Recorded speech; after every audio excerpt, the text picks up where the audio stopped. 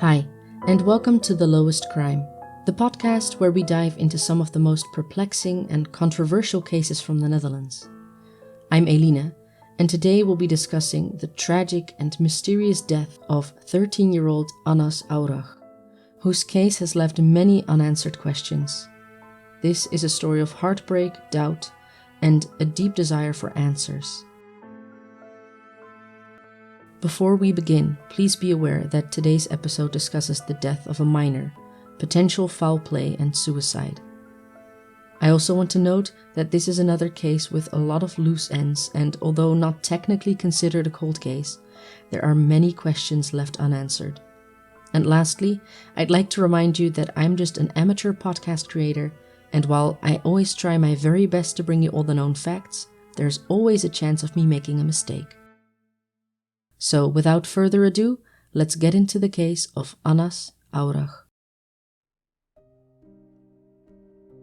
Anass Aouragh was a bright and polite 13-year-old boy who lived with his family in Wassenaar. On February 6, 2013, Anass went to school like any other regular day. His twin sister, Anass, described it as a routine day.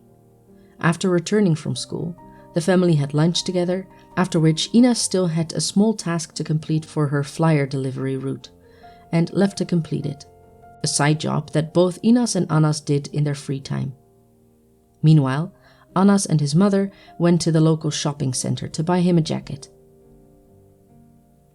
They met later at the library, where Anass helped his sister finish something on the computer.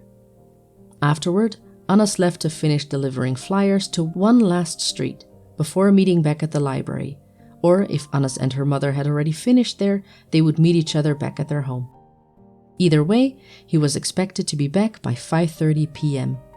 His mother left for home a little earlier, while Anass stayed in the library a bit longer. When Anass failed to return home by 6 p.m., the family became restless. So when Anass returned home later, her mother immediately asked her if she had seen Anass at the library. When the answer was no, concerns grew. So his mother called him. The phone rang, but he didn't answer. He was a well-mannered, respectful boy who never stayed out late or deviated from routine. Anass always informed them if he was running late, so this was completely out of character. By 6:15 p.m., his mother began searching the area where Anass was supposed to be doing his flyer deliveries, asking neighbors if they had received their mail. When no one had, she immediately contacted the police. The police took the case very seriously from the start. By 6:45 p.m., they had issued a public alert and began searching. Social media posts spread quickly, and neighbors joined the effort. Officers, including canine units, helicopters, and a mobile emergency unit, scoured the wooded areas of Wassenaar. Anass' bicycle was found in a wooded area near the village, but despite the extensive search, Anass' body was not found until the following morning, on February 7th, only about 50 to 60 meters from where his bike had been found. His body was discovered laying on his back under a tree. The site was a small, easily accessible forested area, used frequently by dog walkers. The proximity of the discovery site to a public path raised immediate questions from the family, who argued that advanced search technology should have detected him earlier. How was it possible that with all the search efforts, and with it being such an open and easily accessible place, they had not found him earlier, even though his body was only a short distance away from where his bike had been found? The family pointed out that the area had been thoroughly searched the night before using helicopters and canine units. Given the small size of the wooded area, they found it implausible that he could have been missed. Eyewitness accounts from local dog walkers also suggested that the body may not have been there during the searches earlier. Confusion also surrounded who discovered Anass' body. Initially, police claimed that it was an officer who found him. However, Conflicting reports later suggested that a security guard from a nearby park or even a young boy had called the authorities and first spotted the body. The family felt that the lack of clarity further undermined the investigation's credibility.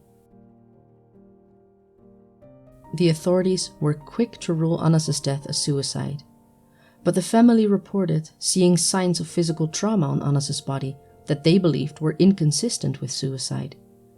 They noted visible bruises on his hands and sides, suggesting possible violence. Photographs of these injuries were shared with their legal representatives, but they were not included in preliminary police reports. Forensic findings from the scene indicated that Anass's clothing was intact and showed no signs of a struggle. There were also no defensive wounds found on Anass's body. Some experts suggested that the bruises observed by the family could have been post-mortem lividity, which is a natural discoloration of the skin that occurs after death. The forensic report also noted unusual marks on his neck, including a horizontal dotted line encircling his neck, as well as parallel scratches with dried blood. The family argued that these injuries were inconsistent with the thick scarf said to have been used in the alleged suicide, and did not match the wounds observed. The family also pointed out that the branch that was supposedly used for the suicide appeared too fragile to support his weight, further fueling doubts. The family's concerns were compounded by inconsistencies in the investigation. For example, they questioned why autopsy results and forensic analyses were not even completed yet before declaring the cause of death, which was already publicly announced only a day after Anass's body was found. The family felt like the authorities had rushed to the conclusion of suicide and that their persistent concerns were not being heard. Anass, Anass's twin sister, expressed disbelief, noting her brother's positive outlook on life and his uplifting spirit. His older brother, Farid, recalled family vacations and how Anass always brought joy and laughter. Although depression can linger unseen even behind the brightest of smiles, suicide just did not fit who Anass was, according to the family.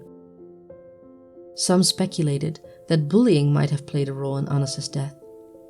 Anass admitted that Anass had been bullied in primary school, but stated that he had a good experience at his high school and that he enjoyed going to the school, and although he may not have had very many friends, he had very positive relationships with his teachers. While not the most popular student, he was happy going to school there, and nothing indicated otherwise. Because of that, the family firmly rejected the idea that bullying alone could explain his death. They argued that Anass was looking forward to the future and had shown no signs of distress or despair. Critics questioned whether the family's Moroccan and Islamic background influenced their refusal to accept the possibility of suicide. However, the family dismissed these claims, emphasizing that their doubts were based on evidence and inconsistencies in the investigation. The family stated, "If it was suicide, we would accept it, but there are too many signs that there is more at play here." The family's frustration grew as weeks passed without concrete answers. Despite repeated requests, the police provided little information about the time or circumstances of Anass's death. The family also questioned the thoroughness of forensic investigations, pointing out discrepancies in the initial reports and photographs. In their pursuit of justice, the family even reached to the Moroccan officials in search of additional support.